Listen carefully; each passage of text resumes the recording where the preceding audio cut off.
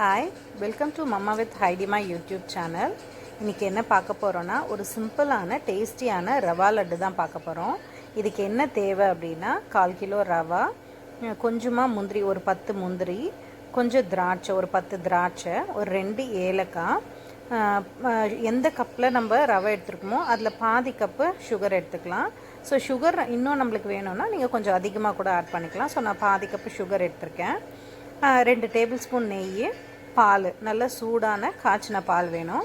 So இதுதான் இதுக்கு தேவையான பொருள். இப்போ எப்படி செய்கிறதுன்னு பார்க்கலாமா? ஒரு பேன் எடுத்துக்கலாம். பேன் நல்லா சூடானதும் 2 டேபிள் ஸ்பூன் நெய் விட்டுக்கலாம். நெய் நல்லா உருகினதும் ஒரு 10 முந்திரி நல்லா ஃப்ரை பண்ணணும். முந்திரியை நல்லா ஃப்ரை பண்ணி எடுத்ததும் இது கூடவே நம்ம திராட்சையும் ஆட் பண்ணிடலாம். ஸோ இது ரெண்டுத்தையும் நல்லா கோல்டன் ப்ரௌன் வர வரைக்கும் ஃப்ரை பண்ணிக்கலாம். ஸோ இந்த மாதிரி நல்லா ஃப்ரை பண்ணிக்கோங்க. திராட்சையும் கூட சேர்த்துட்டேன். ஸோ இது ரெண்டுத்தையும் நல்லா ஃப்ரை பண்ணிவிட்டு இதுக்கப்புறமா இது கூடவே நம்ம என்ன ஆட் பண்ண போகிறோன்னா, ரவை ஆட் பண்ண போகிறோம். இந்த நெய், முந்திரி, திராட்சை இது மூணுத்து கூடவுமே நம்ம ரவை ஆட் பண்ணி அதையும் நல்லா நம்ம ஃப்ரை பண்ண போகிறோம். ஸோ இந்த மாதிரி ஃப்ரை பண்ணிவிட்டு இது கூட இப்போ ரவை ஆட் பண்ண போகிறோம். ரவை ஆட் பண்ணது நம்ம கைவிடாமல் இது ஒரு 10 to 15 மினிட்ஸு நம்ம நல்லா ஃப்ரை பண்ணிகிட்டே இருக்கணும். ஸோ அடி பிடிக்கக்கூடாது, கலரும் மாறக்கூடாது. லைட் கலராக ரவை வந்து ரொம்ப கோல்டன் ப்ரௌன் அந்த மாதிரிலாம் இல்லாமல் கொஞ்சம் கலர் மாறினா போதும். அந்தளவுக்கு ஒரு 10 மினிட்ஸ் நம்ம இதை கைவிடாமல் ஃப்ரை பண்ணிகிட்டே இருக்கணும். இந்த நெய்யிலேயே நல்லா, உங்களுக்கு நெய் இன்னும் தேவை அப்படின்னா இன்னும் கொஞ்சம் கூட ஆட் பண்ணிக்கலாம். நான் 2 டேபிள் ஸ்பூன், ஏன்னா இது 1/4 கிலோ ரவைன்றதுனால நான் 2 டேபிள் ஸ்பூன் நெய் தான் ஆட் பண்ணேன். ஸோ நல்லா இது கூட நல்லா 10 மினிட்ஸ் ஃப்ரை பண்ணதும் இது கூடவே நான் கொஞ்சமாக சர்க்கரை சேர்த்துக்கிறேன். ஒரு கப்பு ரவைக்கு பாதி கப்பு நான் சர்க்கரை எடுத்துருக்கேன். உங்களுக்கு தேவைன்னா நீங்கள் 3/4 கப்பு சர்க்கரை எடுத்துக்கலாம். ஸோ இந்த சர்க்கரையும் அந்த ரவை கூடவே போட்டு இதையும் ஒரு 5 மினிட்ஸ் நல்லா ஃப்ரை பண்ணிக்கோங்க. அந்த ரவையோடு இது நல்லா இதுவாகிடும். மிக்ஸ் ஆனதும் பால் பக்கத்துலேயே கொதிச்சிட்ருக்கு. ஸோ அந்த சூடான பால் எடுத்து நம்ம ஒரு 1/2 டம்ளர் மில்க் போதும். நம்மளுக்கு ஒரு 1/2லேருந்து ஒரு 3/4 டம்ளர் பால் இருந்தால் போதும். இது கூடவே ஒரு 2 ஏலக்காய், இது ஃப்ரை பண்ணும், இந்த சர்க்கரை சேர்த்து ஃப்ரை பண்ணும் போதே ஒரு 2 ஏலக்காவை இடித்து போட்டுக்கலாம். நம்ம ஏலக்காய் தூள் இருந்தாலும் போட்டுக்கலாம். என்கிட்ட ஏலக்காய் தூள் இல்லாததால் நான் ஒரு 2 ஏலக்காவை நல்லா இடித்து போட்டுட்டேன்.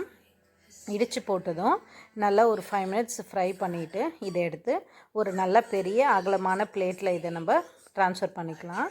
ஸோ இப்போ இந்த வறுத்த எல்லாத்தையும் ஒரு பிளேட்டில் நான் சேஞ்ச் பண்ணிட்டேன். சேஞ்ச் பண்ணதும் பக்கத்துலேயே பால் கொதிச்சிட்ருக்கு.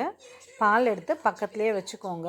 இது லட்டு பிடிக்கும் போது கை கொஞ்சம் சூடாக தான் இருக்கும். கையை பொறுக்கிற அளவுக்கு நம்ம அந்த சூடு இருக்கும்போது டக்குன்னு பிடிச்சிடணும். சூடு ஆறும் போது பிடிச்சோன்னா நம்மளுக்கு லட்டு அந்த ஷேப்பு வராது.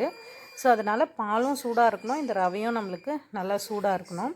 இப்போ பால் கொதித்து நான் எடுத்து வச்சுக்கிட்டேன் பக்கத்தில்.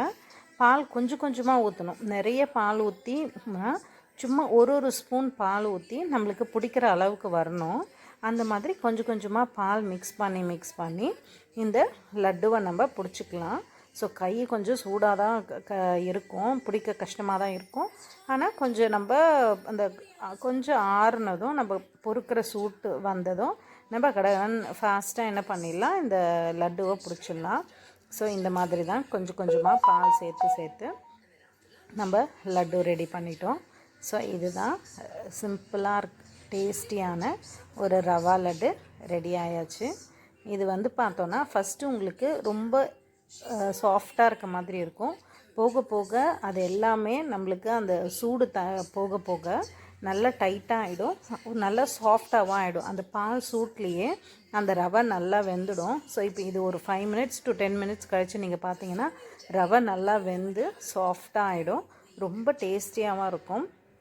ஸோ இந்த மாதிரி நீங்கள் செஞ்சு பார்த்துட்டு எனக்கு கமெண்ட்ஸில் சொல்லுங்கள் எப்படி வந்ததுன்னு. ஸோ வேறு ஏதாச்சும் டிஷ்ஷு வேணும்னாலும் சொல்லுங்கள், நான் உங்களுக்கு செஞ்சு காட்டுறேன். ஸோ இதுதான் நம்ம சிம்பிளாக டேஸ்டியான ரவா லட்டு. எப்படி இருக்குன்னு செஞ்சு பார்த்துட்டு கமெண்ட் பண்ணுங்கள். சப்ஸ்கிரைப்